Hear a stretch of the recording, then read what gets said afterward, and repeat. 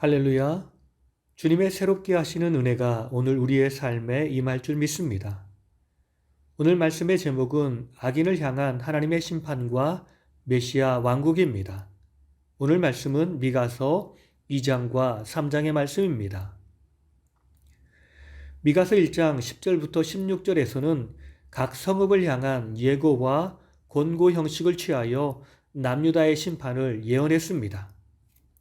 2장은 선민의 악행에 대한 심판과 이를 회복하시는 메시아를 기록하고 있습니다. 첫 번째는 1절부터 5절인데 선민의 악행의 사례를 제시하고 심판을 경고합니다. 악을 행하는 사람이 악을 행하는 과정을 설명합니다. 첫째는 꾀하고, 이것은 마음속으로 도모한다는 것입니다. 두 번째는 꾸미고, 이것은 악을 행한다라는 뜻입니다. 사람의 생각이 행동으로 옮겨지는 것입니다. 이들은 남의 것을 훔치고 빼앗는 사람입니다. 하나님도 악한 자들에 대한 계획이 있으시고 그 계획대로 실행하실 것입니다. 그것은 하나님의 심판입니다. 그들은 하나님의 심판을 받고 멸망하게 될 것입니다. 그들의 것을 빼앗기게 될 것입니다. 공동체에서 소외될 것입니다.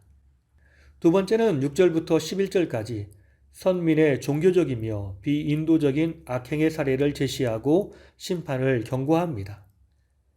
거짓 선지자들은 참 선지자를 탄압하며 예언하지 못하게 할 것입니다. 참 선지자가 거짓된 자를 책망하기 때문입니다. 하나님은 심판을 성급하게 하지 않으십니다. 하나님의 심판이 없다고 말하는 사람은 거짓 선지자들입니다. 거짓된 자들은 항상 자신의 악한 모습을 보지 못하고 참 선지자의 말을 믿지 못하는 패역한 사람들입니다. 나쁜 사람은 백성들의 옷을 벗기고 강탈하는 사람들입니다. 어려움 당하는 자의 위로가 되어주지 못하고 그들의 것을 빼앗고 있습니다.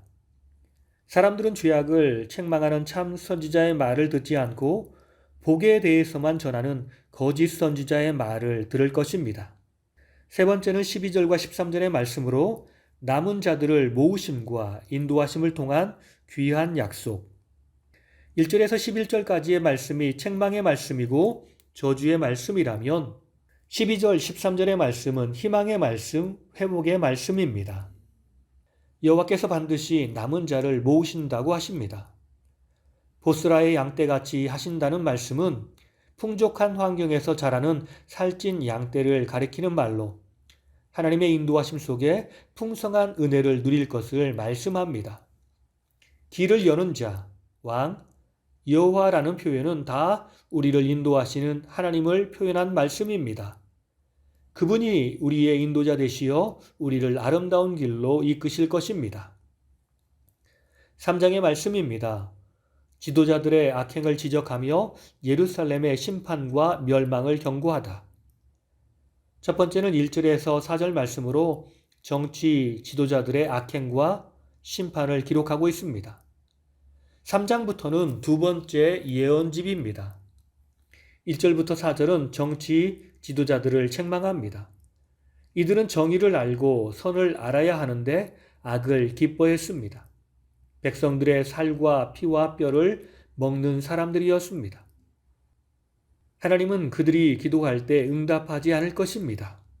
두 번째는 5절부터 8절까지의 말씀으로 거짓 선지자와 참 선지자를 기록하고 있습니다. 거짓 선지자들은 물질을 쫓아 사는 사람들입니다. 하나님의 심판으로 말미암아 그들은 영안의 눈이 닫히게 될 것입니다. 하나님은 그들의 기도에 응답하지 않으실 것입니다. 참 선지자는 미가인데 이는 여호와의 영으로 말미암아 능력과 정의와 용기가 충만해진 사람입니다.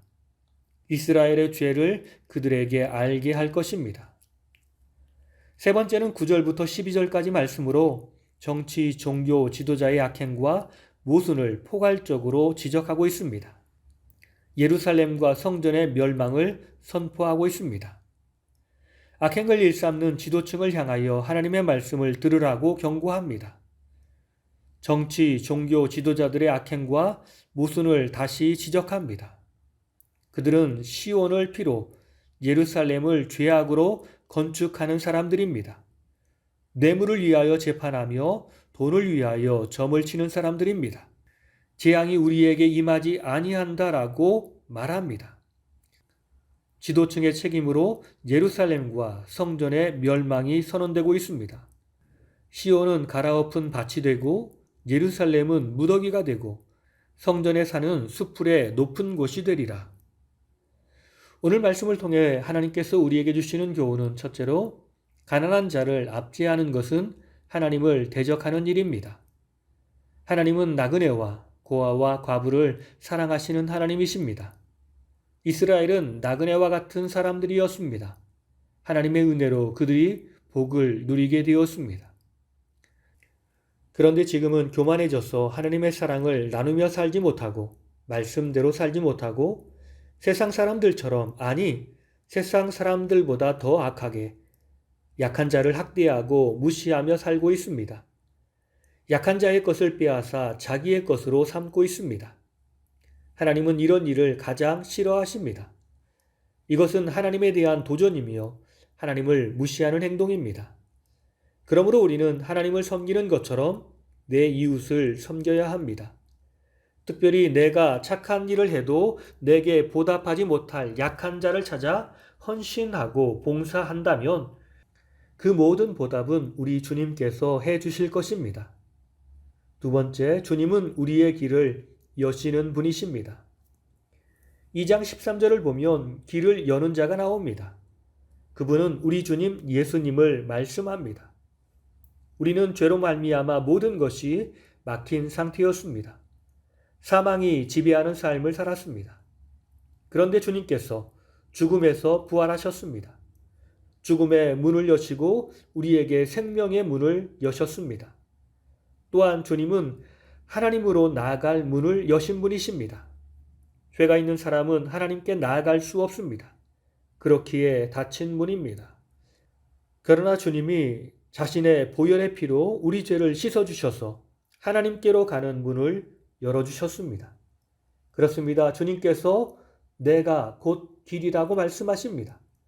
오직 하나님께로 나아갈 수 있는 길, 그 은혜와 사랑과 축복을 우리에게 오시게 하는 길, 그 유일한 길이십니다. 그러므로 우리는 주님이 여신 길을 따라가야 하겠습니다. 마지막으로 세상을 사랑하면 주님이 보이지 않습니다. 바울은 말씀하기를 돈을 사랑함이 일만 악의 뿌리가 된다고 했습니다. 그런데 예나 지금이나 거짓 선지자들은 돈을 사랑합니다.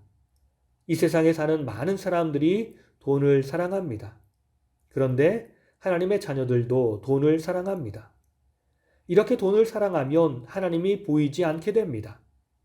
돈이 하나님의 자리를 대신하기 때문입니다. 그렇게 사망의 길로 갔던 사람들을 우리는 많이 보았습니다. 우리의 눈에는 세상 것이 보이는 것이 아니라 주님의 것이 보여야 합니다. 주님이 우리와 함께 하신다라는 것, 주님의 임재를 느끼며 살아야 합니다. 그렇게 우리가 주님의 임재를 느낀다면 우리는 두려움이 없어질 것입니다. 또한 우리는 세상에서 가장 행복한 인생이 될 것입니다. 이렇게 주 안에서 새로운 인생을 살게 될 것입니다.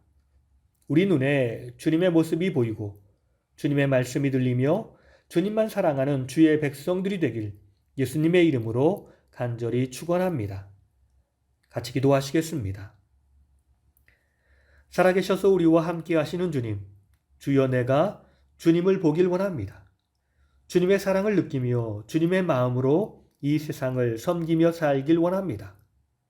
가난한 자, 연약한 자를 찾아오시며 죄인을 친구로 두신 예수님, 나도 주님처럼 연약한 자의 좋은 친구가 되어주길 기도합니다. 주여 나를 인도하여 주옵소서. 세상이 내게 열어주며 보여주는 길이 아닌 주님이 가신 그 길을 따라가길 원합니다.